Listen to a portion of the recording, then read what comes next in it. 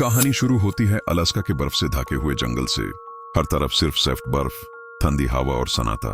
ऐसे लगता जैसे दुनिया खत्म हो गई हो। एक आदमी था जिसका नाम था एरिक। नेचर का दीवाना, एडवेंचर का शौकीन। वो अकेला हाइकिंग ट्रिप पे निकला था अलास्का के बीच ऑन बीच, जहां लोग महीनों तक नहीं दिखते। शाम होने लगी, हवा तेज हो गई, बर्फ गिरने लगी, टेम्परेचर -2 तक पहुंच गया। एरिक ने डिसाइड किया कि रात एक पुरानी वुडन कैबिन में गुजारेगा।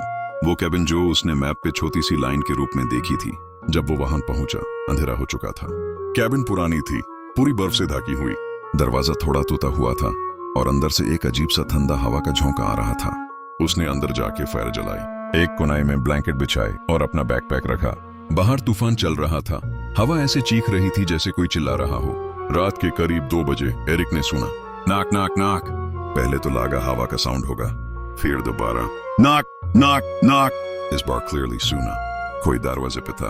वो थोड़ा डरे हुए पैर उठाता है और पूछता है, कौन है वहां? कोई जवाब नहीं, सिर्फ हवा का सन्नाटा।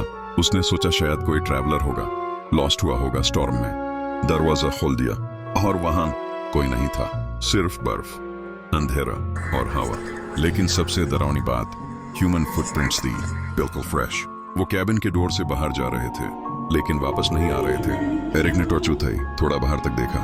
फुटप्रिंट्स कैबिन के चक्कर काट रहे थे, जैसे कोई उसके आसपास घूम रहा था। दिल जोर से धड़क रहा था। उसने दरवाजा बैंड किया, बोल्ट लगाया और फायर के पास बैठ गया। थोड़ी देर बाद खिड़की के पास तक की आवाज आई। उसने देखा, खिड़की के ग्लास पे एक हाथ का निशान था।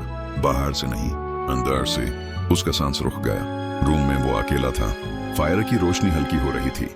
अचानक उसने सुना, कोई उसके पीछे से चल कर जा रहा है। Dear dear, wooden floor creak कर रहा था।